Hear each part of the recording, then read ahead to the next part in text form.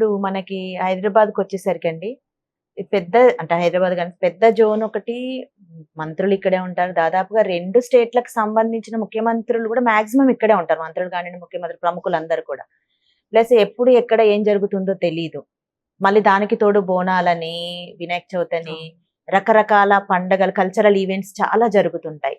ఇది ఈ టైంలో మీరు ఎలా హ్యాండిల్ చేస్తారు? అంటే వుమెన్ పోలీస్ వెళ్ళినప్పుడు కొన్నిసార్లు ఇబ్బంది గూడా అవుతుంటది గదా! అది ఎప్పుడైనా జరిగిందా? ఎట్లా చేసుకుంటుంటారు మేడం? విమెన్ పోలీస్ ఇంతకు ముందు కన్నా ఇప్పుడు నంబర్ కూడా పెరిగింది. అండ్ వాళ్ళకి మనం పోలీస్ స్టేషన్స్ లో కల్పిస్తున్నటువంటి ఫెసిలిటీస్ కూడా ఆ రకంగానే దిగా Telangana police department as such and commissionerate లెవెల్లో కూడా వాళ్ళకి కొంత ఫెసిలిటేట్ చేయడానికి ట్రై చేస్తూ ఉంటారు. మనకి మొబైల్ టాయిలెట్స్ ఉంటాయి, తర్వాత క్యారవన్స్ విత్ వాష్రూమ్ ఫెసిలిటీ అవన్నీ కూడా ఉంటాయి.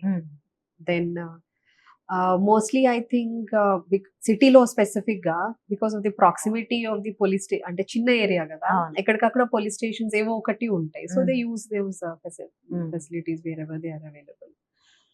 లాంగ్ అవర్స్ ఆఫ్ డ్యూటీ అనేది ఒక ఛాలెంజ్ ఉంటుంది, specially if we have to talk about women. అవును.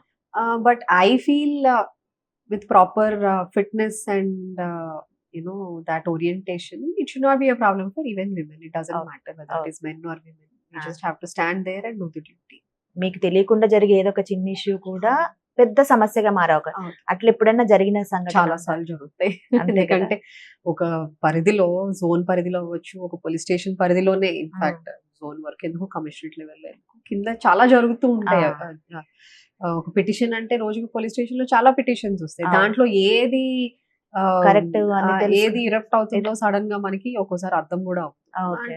వి still keep track of petitions, ఎట్లా వస్తున్నాయి, ఎట్లా డిస్పోజ్ చేస్తున్నారు అనేది చేస్తాం. కానీ practically it is not possible to keep track of all the petitions in all police stations.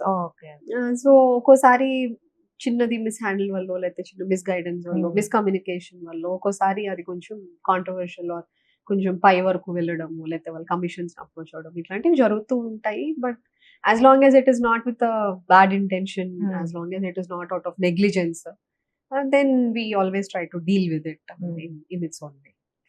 మీది క్యాడర్ పెరిగిన కొద్ది ఒక స్టార్ లాగా అది వస్తుంది కదా, అది ఎలాంటి మీకు ప్రతిరోజు ఒక బాధ్యతను గుర్తు చేసినట్టుగా ఉంటుందా? ఎట్లా అనిపిస్తుంది?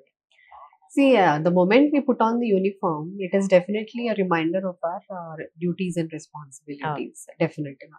అండ్ మీరు అన్నట్టు ర్యాంక్ పెరిగే కొద్దీ కూడా బాధ్యత అనేది పెరుగుతుంది. అది కేవలం హోదాకి సంబంధించే కాదు. It is more about the responsibilities that we will be assigned with.